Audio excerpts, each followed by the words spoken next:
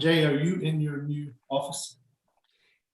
Yeah, I'm not normally back in this side, but this is sort of more of our workshop side where we have the 3D printer or laser cutter and the 3D printers over there, that sort of thing. I'm normally in one of our conference rooms, but everything else was booked today. Are you enjoying it? Yeah, it's been good. We don't really have any more space than we had before at the old office, but it's configured a little more simply. There's fewer enclosed spaces. Pretty much everybody sits in one big room. It's we've been in it a little over a year now, actually, and so far so good. Good. Yeah, it's nice having a bar immediately downstairs, especially post BAR. That's right.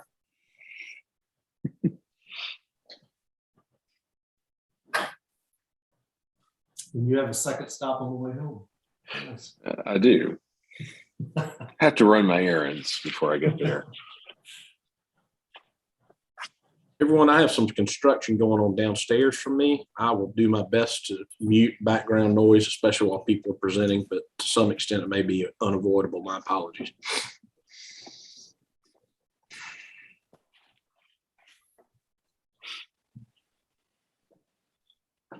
Hopefully they're not turning the Blind Tiger into a convenience store. That was an interesting move. Are you referring to the Moe's at Calhoun and King? I did. I saw that in the paper, and my heart just dead stopped because I have an affinity for a different Moe's the other end of town, and I thought, oh no, the end is nigh. But then I realized it was Moe's Southwest, and I was like, yeah. Lawrence, you let me know what else we need to do before we begin. And otherwise, I see it's 4:30, and so. Yeah, it looks like we're live on Ustream. I meant something else. YouTube. Lawrence, let me know. I can hit start webinar whenever you have everything ready to go with recording to the cloud. I can do that right now, and then I will hit us recording to the cloud.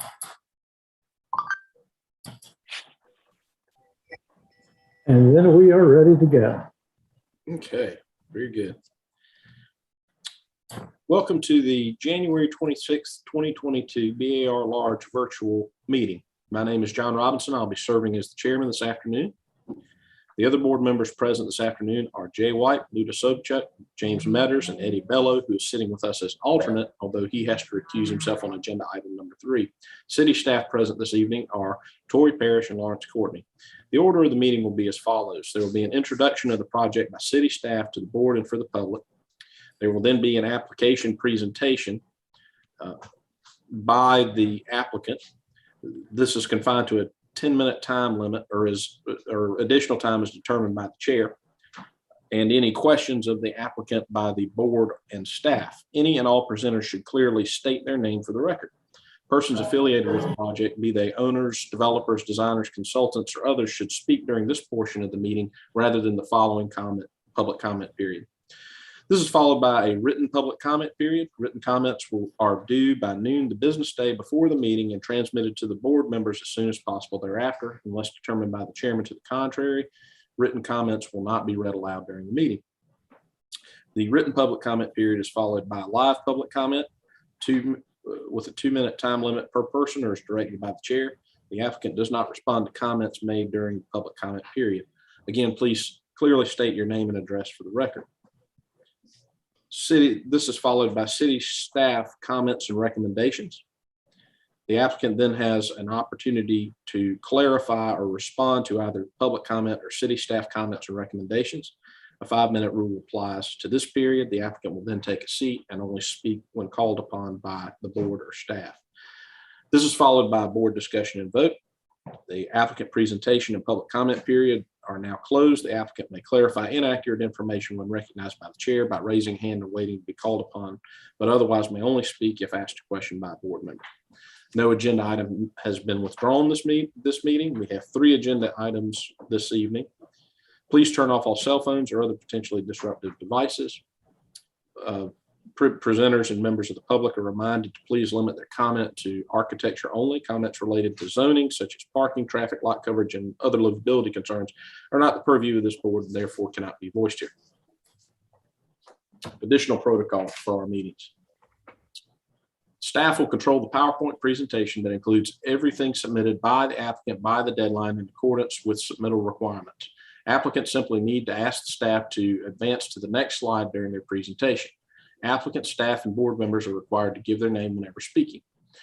Video and microphone has been disabled for all attendees. Attendees, as opposed to board members or staff, will only be given the capabilities to speak when they are called on during the public comment period.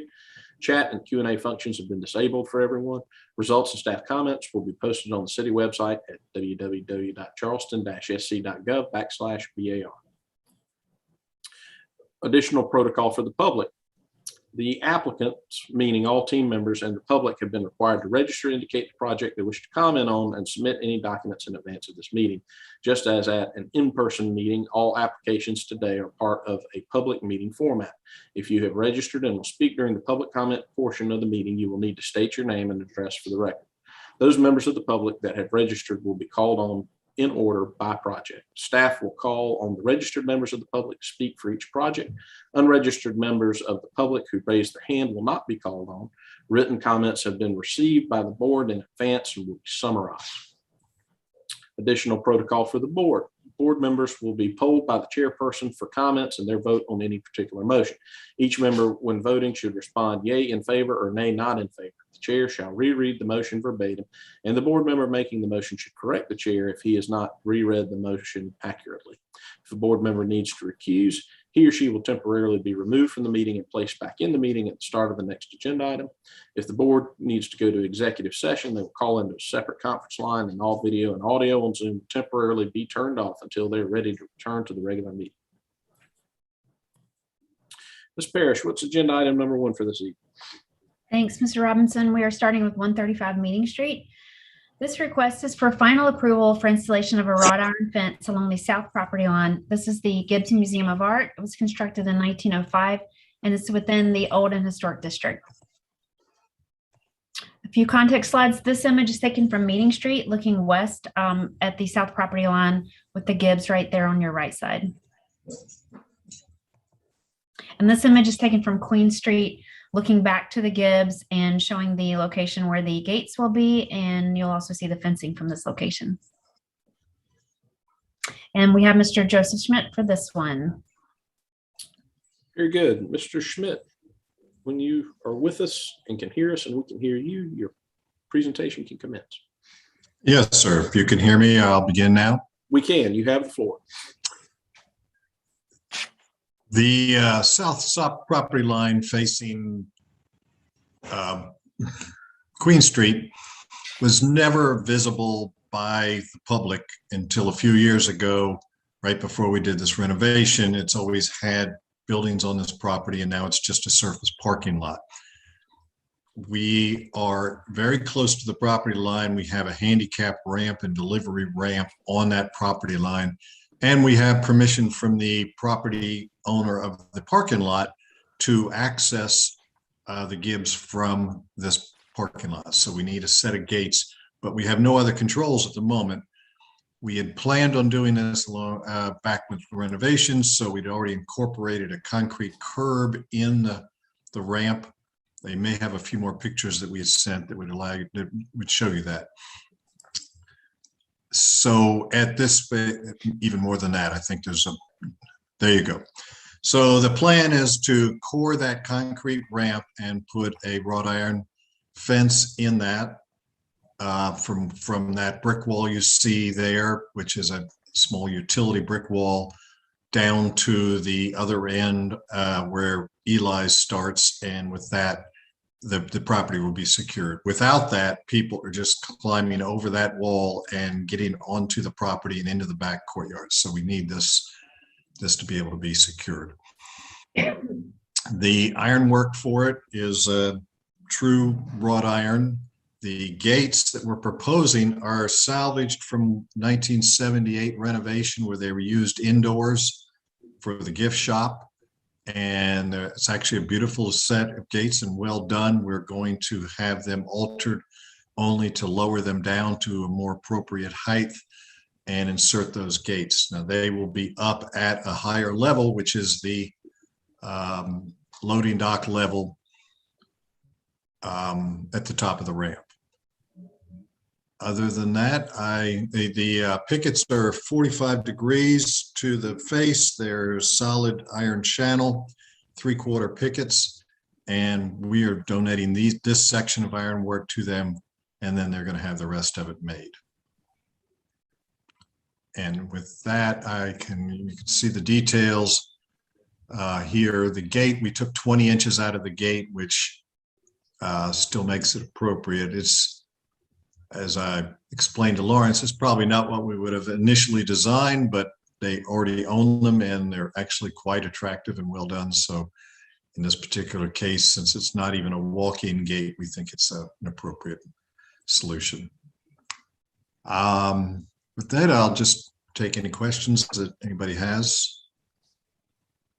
Thank you, Mr. Schmidt, for that thorough but brief presentation. Any public comment on this agenda item, Tori? We do not have any. Staff comments? We have that.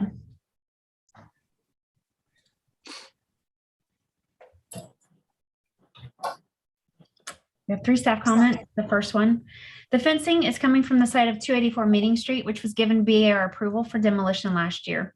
The gate was fabricated less than 50 years ago to serve in the interior of the Gibbs Museum.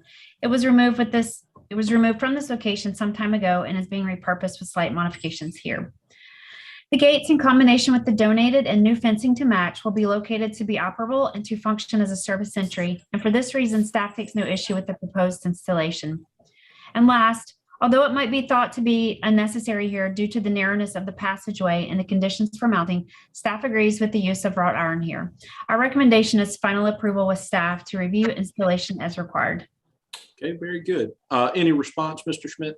Don't. No, sir. No. Okay. Board comments and a potential vote on this agenda item. But Joe, is this the set of gates that Mr. Simmons did for the interior gift shop? We don't know. Angela Mack, who's been at the Gibbs for all these years, doesn't think so. That was my first question. We don't think they're Philip Simmons gates, but we don't know where they came from. It was part of a Lucas and Stubbs renovation project. Thank you. I was just going to say that this repurposing with a little quirks is in the best of Charleston traditions of making do. So I'm glad to see that this quality work repurposed on site. I agree with that. I've always sort of appreciated the make do attitude that our forebears had here in town. So I'll just introduce a motion for final approval. Would that be final approval with staff follow-up? In this case, considering the scope and considering staff's workload, I wouldn't impose that. This can be executed well without any further ado. So I'm going to take your motion as stated, which is a motion for final approval. Mr. White. Second, Mr. Chairman. Thank you, Mr. Metters. I have a motion and a second, so I'll proceed to go down the roll. Let's see. Ms. Sobchak, how do you vote on this agenda item? Yay, in favor. Mr. Metters, Yay, in favor. Mr. Bello, Yay in favor. Mr. White, Yay, in favor. and myself, yay in favor. Passes unanimously. Thank you, Mr. Schmidt. Thank you very much. Ms. Parrish, agenda item number 2. This is going to be 145 King Street, requesting conceptual approval for exterior renovation to the first floor portions facing King and Queen Streets of the existing building. Carlson Village, the building was constructed in 1976 and it's in the Old and Historic District. We've got a couple of context slides for you here. This is the corner of King and Queen. We are looking southwest towards the building. And these are the 2 facades and this is looking north on King Street with the building to your left. All right, this one we're going to have Mr. Simmons Young present.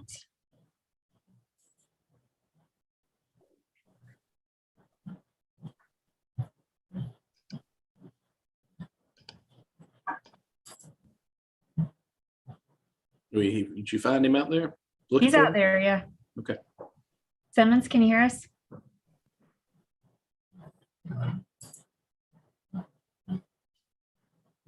Well, you know what? I've also got Brian Hellman, so I'm going to. There we go. I think you can hear me now. Okay. We can hear you now, Mr. Young. You have. I should know where the mute button is by now.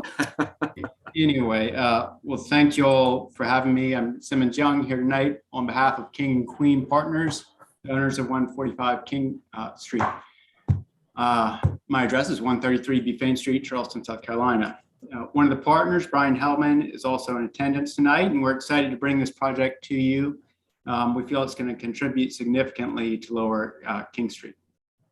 We have met with Ms. Parrish and Mr. Lawrence on this recently by Zoom and gone through the details and the design. The existing ground floor retail spaces have punched openings that seem geared more towards an office usage. And let's see, the goal is to transform that more into a pedestrian-friendly, retail-friendly storefront. So let's go to the next slide, which is just the site plan showing that we're at the corner of King and Queen.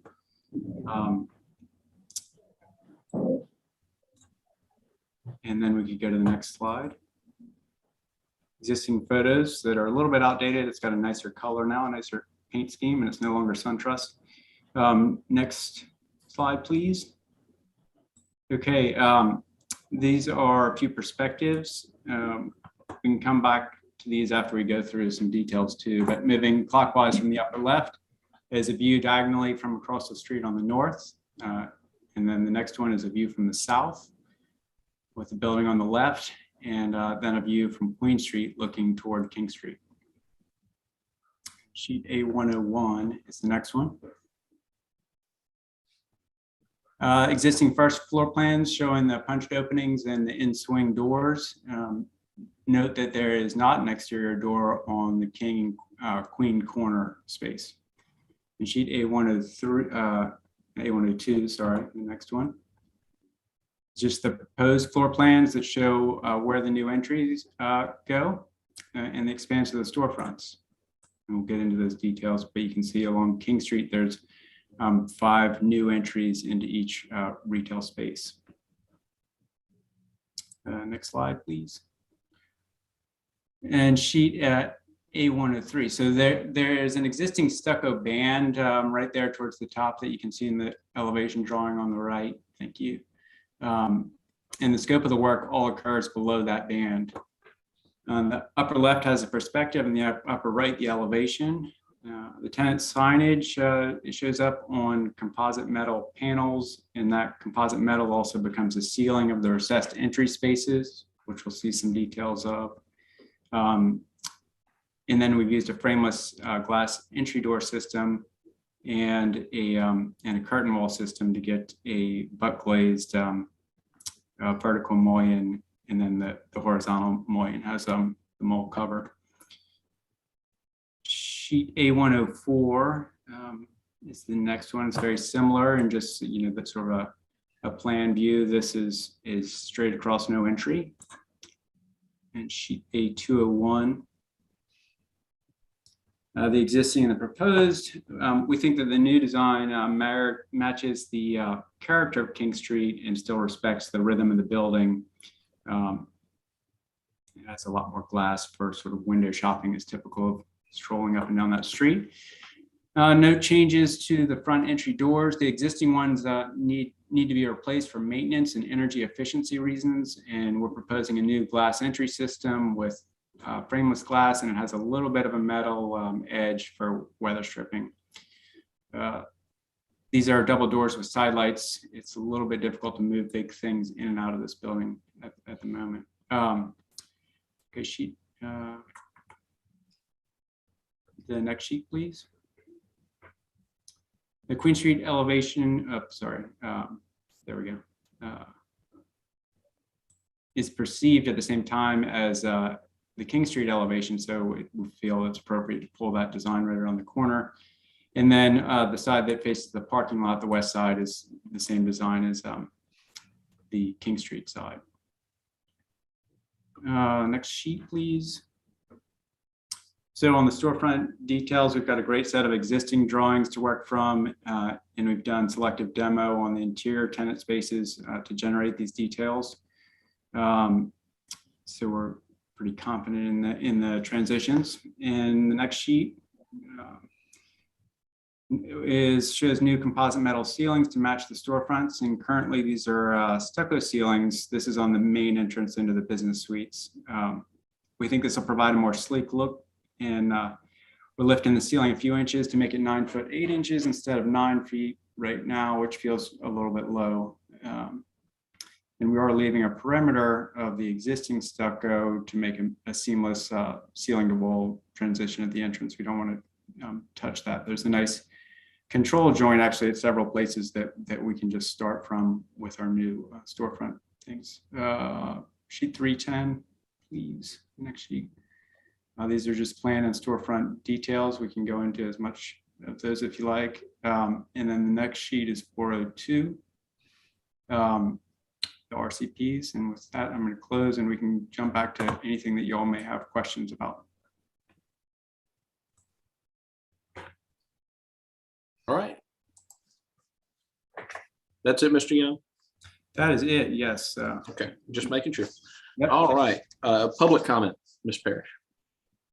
There's no public comment on this one. Very good. City staff comments or recommendations? I've got 2 questions. Can I ask those real quick? Sure. Mr. Young, 2 quick things. One, on the recess that's on King Street that you're basically not doing that much to, are those, is the interior all just painted stucco there? Currently, yes. And is it gonna, that's the design too, it's just gonna stay painted stucco? That'll stay painted stucco, yes. Okay. Ceiling. And then my other question is, I noticed that the light cut for your butt glazed panels is not equal. What's the reason behind that? Can we change to an elevation, maybe, what is it, 104, just so I make sure I know what. Yeah, that's a good one right there. Okay. Just curious. Yeah, so we pulled a little bit from, we pulled that joint line where the control joint is right above the middle one, down from the center line of the windows above. And that started, and then we played with it about 6 or 7 different ways. And this felt like proportionally, it seemed to make the most sense. Okay, thank you. All right, thank you, Mr. Young. City staff comments and recommendations.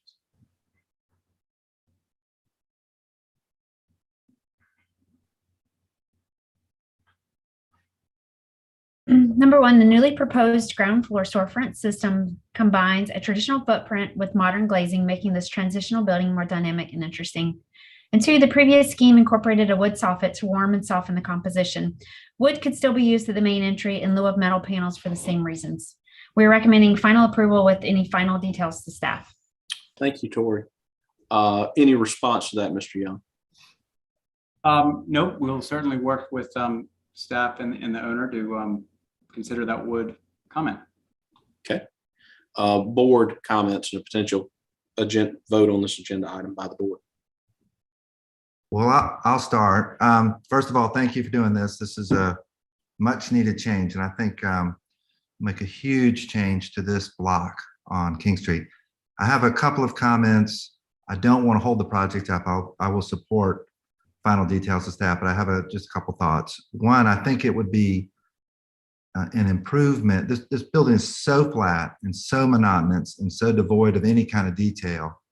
Anything you can do to add a little bit of richness, still in a contemporary way, to me is a positive. So if the bays where you set the new stucco in, if those could be recessed, I looked at the details, it looks like you could push those back a little bit. I think that would be better. You'd have a little bit more depth. If it's possible, the reason I asked about the windows, because I did see you divided it up by 3 based on the composite panels above, but the windows are not equal, I think, personally, but I'll defer to you, Mr. Simmons. I think it would look better and work better if those were equal. and not worry so much about the composite joint above, basically running the show for those window divisions. Personally, that's just me throwing it out there. If you disagree, I don't, it's okay.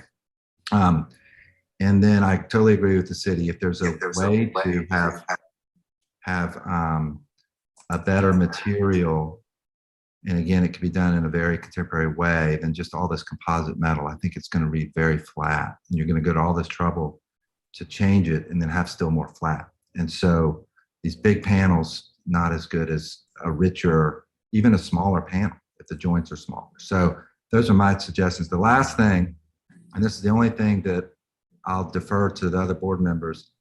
And I love that glazed storefront or curtain wall. I think that's great, but you've got one, actually express mutton at the bottom that's horizontal and one that's express at the top that's horizontal. And I worry you're going to go to all this trouble and you're still going to have this very horizontal facade. And what's great about all of Charleston and King Street is everything's vertical. And I know why you have to do that because of what you are allowed to have to meet hurricane resistance. But I'm just wondering, is it worth studying having a vertical instead so that it's just not so horizontal? And I'll defer to my fellow board members. I don't want to hold up the project. I think it's great. These would all be suggestions to study at the staff level. And then I'll be quiet. Thank you. Thank you, Mr. Bello. Further board comments? Mr. Chairman, Yes, sir. Could you bring back up the front recessed entryway that Eddie was asking about? I'm sure Mr. Courtney can.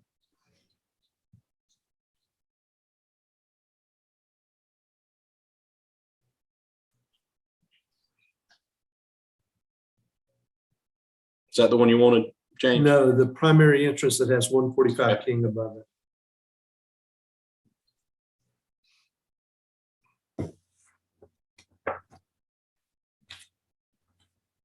Okay, so Simmons, this is what Eddie was asking about earlier, the east-west panels on the north and south side, and then the north-south panels on the west end, those are stucco. And the only thing that you have glass are the 3 doors going inside the building. Sorry, so the walls in the recess? Yes. Yeah, that's correct. They're stucco.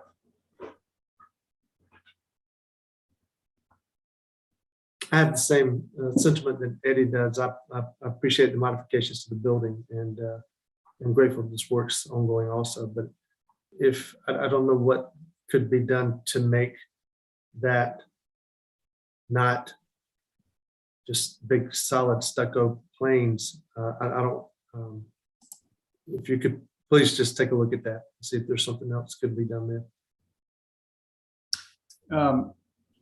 Could I respond to the recess? Oh, sure. Yeah. Okay. Just on that recess item, the edge of slab detail and the sidewalk is a little, is something to navigate, which is why we're as far out as we are. We did look at that recess.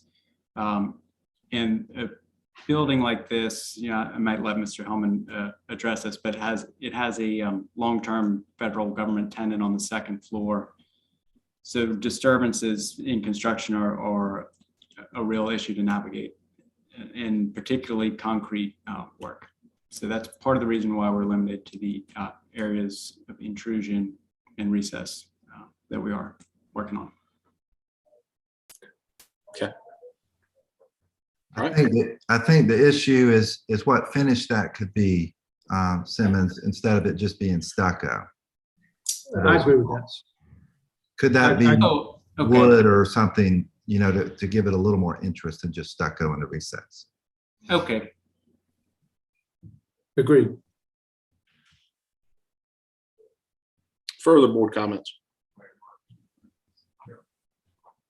This is Luda. Very quickly, with all that discussion, I'm totally agree with trying to enhance this recess solid wall.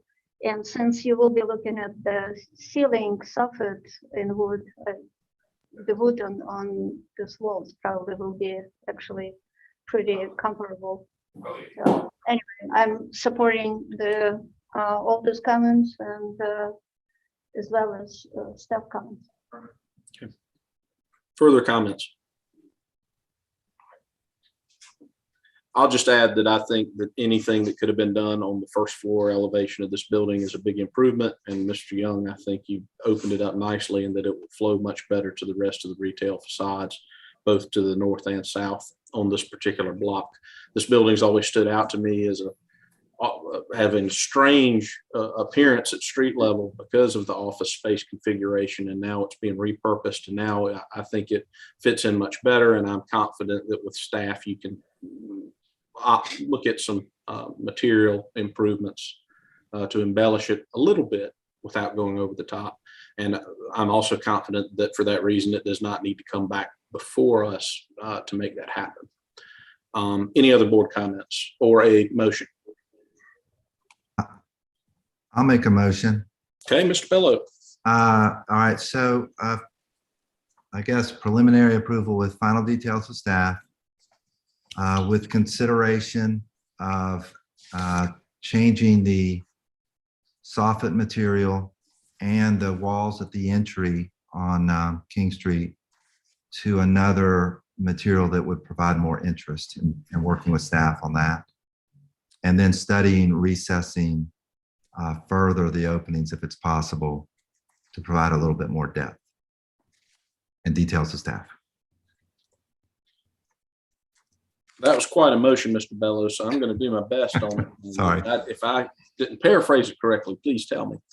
Mr. Bello, your motion, as I understand it, is for preliminary approval with consideration of changes to soffit materials and other materials, and to work with staff, to evaluate deeper recesses in the storefronts, to work with staff on the recessing,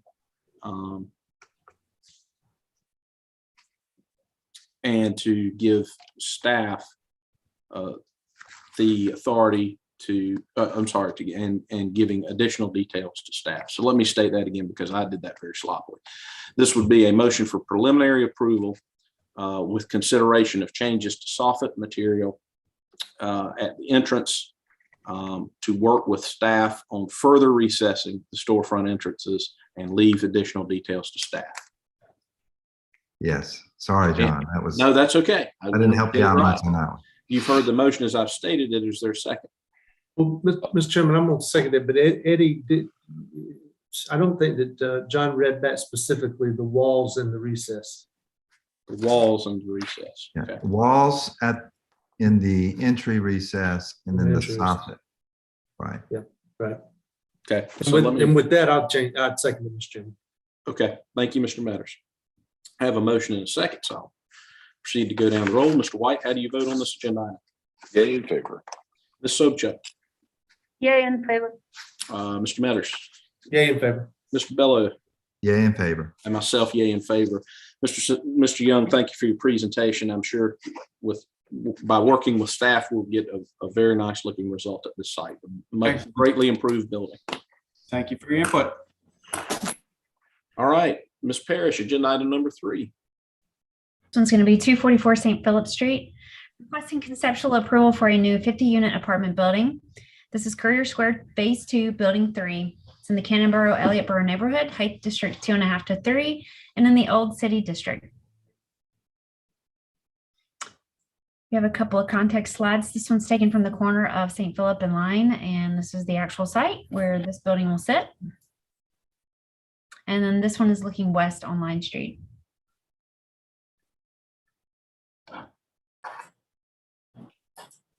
Right, we have quite a few speakers, so give me a moment to get them all here. Sure.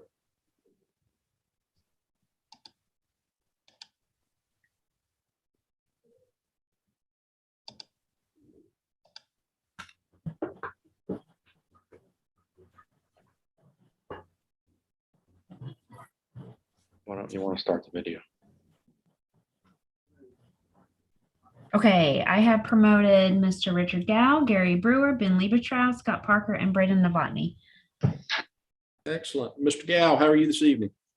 I'm great. Thank you very much. I'm going to defer to Mr. Liebetrau to make the introduction. Very good. Mr. Liebetrau, you have the floor when you are ready. Thank you. Can you hear me, Mr. Chair? Yes, sir. Awesome. Well, thanks for having us again. I'll be very brief. I'm just here to speak on behalf of the developer Greystar and our partner EPI, Evening Post Industries. We're back again for the third time on this project. I think similar to some of the other buildings within the Courier Square Phase 2, we have made substantial progress. You know, we do appreciate the feedback, the patience with us. This has been a process, but a good one that we believe has ultimately resulted in a much better building. I think we've made some bold moves on this project that are directly addressing the comments from the board, various community groups as well. So we believe we've addressed all of them. We hope you'll approve or agree with us that we've addressed the comments sufficiently and have a much better building tonight. So thanks again for the feedback thus far, and I will turn it over to, I believe, Gary. Yep. Thank you, Mr. Liebetrau. Mr. Brewer, you have the floor. Great. Thanks, Ben. This is Gary Brewer from Robert Stern Architects. Could you go next, please? Next. So the site, as you know, corner of Line and St. Philip Street. Next, please. And these were the previous elevations from the last BAR presentation. Next, please. And we have carefully looked at the staff and board comments and tried to modify the design based on the comments that we heard. Next, please. And so on the left is the before rendering looking north up on St. Philip Street and the proposed rendering on the right. And we were able to tinker with the plan to move the footprint of the building a bit to the east, which has allowed us to have porches facing towards St. Philip Street. And it's been done in a way where there are 3 porches, where there are 2 units per porch. Each of those porches is 3 stories high with a deep recess in between the 3 porches, and ending the corner at St. Philip and Line Street is a mass that's a gabled mass that you can see there. This doesn't represent a color scheme. We're keeping this kind of simple and non-committal at this point, and we would look later at colors, but the idea would be that it would be clapboard and simple neoclassical detailing to pick up on the detailing that you see on St. Philip Street. We also like that this mass is substantially different than building number 4, which is farther to the south, so that because both of these buildings with their bigger footprints, we think that this massing distinguishes this building from building number 4 and picks up on the height and scale proportion of the adjacent houses. Next, please. So here you can see it in the context of the neighborhood with the 3-story, the new building that terminates Line in St. Philip Street. Next, please. And here it is a little bit closer. There are entries into each of the porches. And since the porches are pulled close to the sidewalk, like the adjacent houses, the porches are to the, or the entries to the ground floor porches are to the side. Next, please. So here you can see it in the site plan. And there will be new street trees on St. Philip Street and on Line Street, and then it faces towards the motor court, which is to the east. Next, please. Here you can see it in the context of the overall St. Philip East with building 4 on the bottom right in the plan. Next, please. And here you can see it at a larger scale. One of the comments that we heard from board and staff was to study the window syncopation. The widths of each of these apartment units range from 13 feet to 15 feet. So at the porches, we've done a door ganged with windows on either side. We think that the depth of the porches helps to with a shade and shadow, camouflage that opening. But in the hyphens in between the three porches, we were able to relocate the wider units there and to go to a more typical double hung window like you see on the rest of the houses on St. Philip Street. And then at the northwest corner with the gabled, we have modified that to 2 windows wide, considering that it has corner exposure and has windows on the north side. The stepped parapet walls that you see in this elevation are actually set quite far back, and you don't really read them. They may not be necessary as we develop the design. Next, please. So here you can see the before and after with the 3 vertical porch elements, and then the element on the northwest corner. Next, please. And here you can see it at a larger scale. And as we go forward, we will be developing all the details. We'd like to keep it simple, like the character of most of the houses in the neighborhood. Next, please. And just a larger scale detail. So we will be doing box eaves with crowns and classical columns, most likely to be square, to be simple. Next, please. And here you can see examples of 2- and 3-story porches. Next, please. So moving around to the north elevation facing Line Street, you can see it in context of the adjacent houses. Next, please. And the before and after. And since we have a gable on the St. Philip Street side, we've carried the length of that gable in on both sides, with an entry in the middle, which corresponds to the plan, which is a double loaded corridor. Next, please. We've simplified the windows here with the double hung windows, but we've kept the triple mold window in the middle because we thought that it made this facade more frontal. And we have a porch in the center between these 2 masses that corresponds with the hallway into the plan. Next, please. And moving around to the east elevation, before on the top and on the bottom, the major comment that we heard from the staff and board was to think about simplifying the window types. Next, please. So the new massing treats it as 3 distinct masses with hyphens that correspond to entries into the building. The main entry is on the left-hand side with the gabled entry. And we have gone to a 2-ganged window type and tried to put it, have it in a kind of repetitive manner, which corresponds to the width of the units. But we have kept the triple mold unit on the right-hand side because it corresponds to the window type that we have on the north elevation. And we have looked internally at like endless options of single windows per unit, pairs of windows per unit. And where we landed is we wanted to have more than 1 window per unit, with the width of the unit being 13 to 15 feet, because we all know that the nicer the unit is from the inside, the bigger the window is. Next, please. And then finally going around to the south facade, the little house has a motor court in front of it.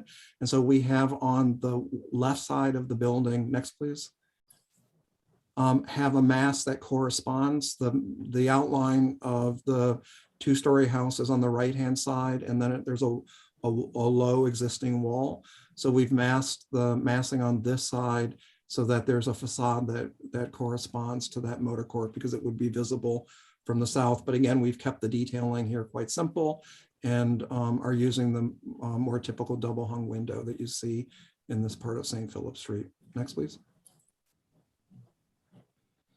Next, please. So before, next, please. And the proposed design. And I believe that's the last slide. So we look forward to, we've appreciated the comments along the course of the design of this building and look forward to hearing your all's comments. Thank you, Mr. Brewer. Thank you. Ms. Parrish, public comments. Yes, sir. Okay, so we have 2 public speakers, and then I actually need to confirm we have 2 written comments, and those were to be in your hands yesterday. I'm not sure if we remember to get them to you. So if we need to, I can read those aloud. Sure, if you don't mind, Tori, because I don't recall seeing those. Okay. I've been paying attention to what you sent me, but I don't recall Yeah, those. I think we forgot. So I will read the written comments first, and then I'm also going to have Justin Schwebler and Aaron Minigan join for comments. Okay, the first one is from Mr. Andrew Gold. Writing on behalf of the Cannonboro Elliott Borough Neighborhood Association, we are very pleased to see the marked improvements to this structure. In particular, the full-size porch. I'm sorry. The full-size porches are a most welcome feature and given the building a fine presence on the street. The overall massing is clean and consistent in expression with elegant details. We now feel very comfortable supporting conceptual approval for this structure. My only suggestion moving forward would be to consider a darker and richer color scheme, more consistent with the coloration of old Charleston buildings. The pale scheme in the renderings seems a bit too typical of suburban apartment buildings. All right, and that was for Sina. And then the second comment is from Mr. Jarrett Hodson of 67 Line Street. I support EPI concept to be built on the corner of the block of my property. The development has curb appeal and will be a step forward in the direction of this area of Charleston. All right. And now we'll have Ms. Aaron Minigan. Very good. Ms. Minigan, you have the floor when you're ready and you can hear us. I thank you so much. Aaron Minigan with the Preservation Society of Charleston. First, thank you to the applicant for their continued communication on this project. The Preservation Society is encouraged by revisions made to the building design since the previous iteration. In particular, the porches along St. Philip Street are an improvement to the architectural expression and massing that better relates to the character and rhythm of the streetscape. However, we feel the following areas need further study. First, the roof line should be more cohesive throughout and the step parapets should be eliminated. Next, on the north side of the St. Philip Street elevation, a reveal should be introduced between the portion under the gable and the abutting porch. As this porch is wider than what a traditional piazza would be in this location, it would be better for these elements to read separately. Next, the treatment of the porches at the ground level has a suburban commercial feel and should be restudied to better respond to the residential urban context. Next, the massing of the previous Line Street elevation was more successful with better vertical proportions. Redistributing the massing with 3 bays on either side of the hyphen, rotating the gable to have the long end face the street, and introducing triple windows makes the building appear wider and more massive in relation to the neighboring buildings. Next, the combination of ganged, triple, and single windows on the east elevation is busy and would benefit from simplification. And finally, as materials are studied, we continue to have concern about the use of the amount of wood siding proposed for a building of this scale. Again, we are encouraged by the direction the project is heading in, but since critical elements of the design are locked in by conceptual approval, we feel deferral may be the best course of action to address issues primarily with the massing, roof lines, and fenestration, before moving into preliminary where the conversation will focus on details and materials. Thank you. Thank you, Ms. Minigan. All right, we're going to have Mr. Justin Schwebler. Thank you. This is Justin Schwebler with Historic Charleston Foundation. We'd first like to thank the applicants for keeping us apprised of the updates on this design. We really like the direction that the design is heading in, and we feel that the updated renderings give this building a much more residential feel, which is a positive step away from the more institutional designs that we've seen previously. We'd also like to make note that the change in the roof structure and parapet walls have really helped to reduce the scale of this building to similar to the height of the adjacent historic structures. We would like to recommend approval of this design for preliminary approval this evening. Thank you. Thank you, Mr. Schwebler. Additional public comment? That's all. Okay, I figured you were going to tell me that, but I just want to make sure we covered everybody. Very good. City staff comments and recommendations. All right, we have a few. Number one, the revised rhythm and the composition of repetitive elements on the west elevation are appropriate for the streetscape. Two, the gabled portions on the north end of the building seem as if they should anchor the building. However, they are too small to serve as an anchor. For this reason, and for consistency with the rest of the building, the gable should be omitted so as to not call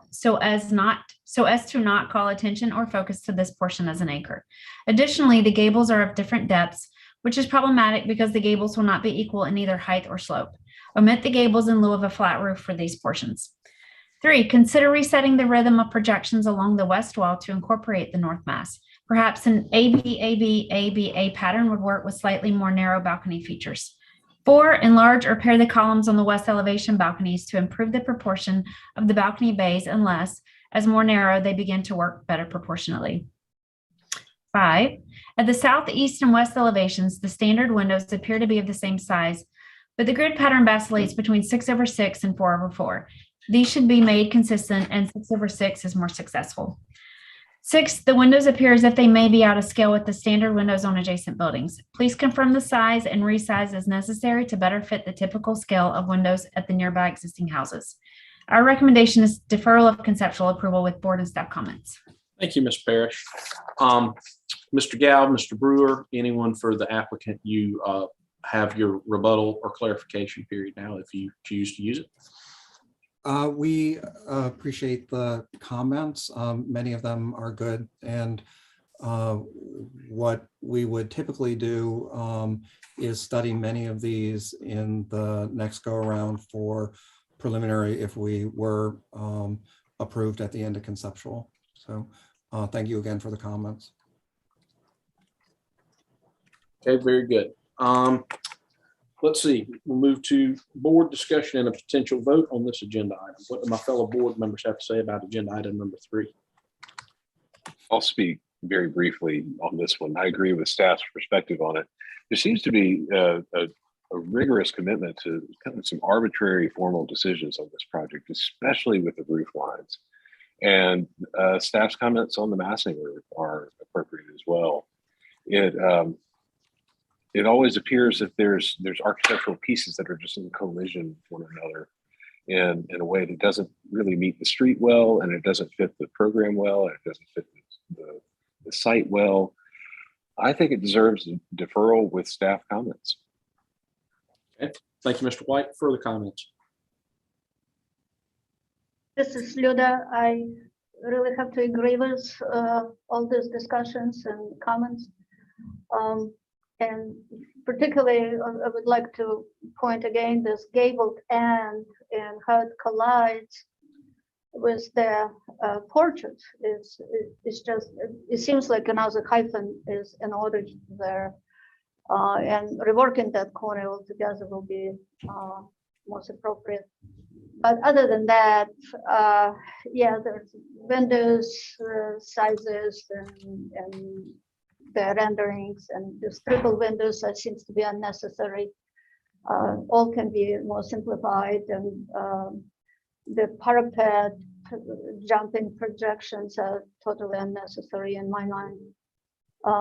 So anyway, I'm repeating everything what other people had said, but that means that I'm in support of those comments. So I would be in support of staff recommendation as well. Thank you, Ms. Sobchak. Further board comments?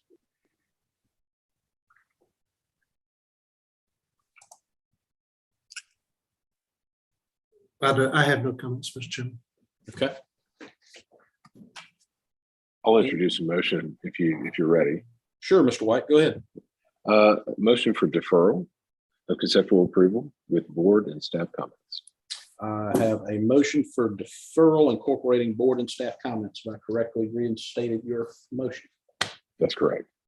All right. Is there a second? I will second that. Ms. Sobchak seconds, and so I'll proceed to go down the roll. Mr. Metters, how do you vote on this motion? Yay in favor. Ms. Sobchak. Yay in favor. Mr. White. Yay in favor. And myself, yay, in favor. I would add for the applicant's benefit that I think this project has moved in a much better direction. And I think you're getting positive feedback in that regard as to what it looks like conceptually. So I'm sure we'll get this squared away in the next round. Thank you very much to the applicant for your time this evening. Ms. Parrish or Mr. Courtney, anything from staff or the board?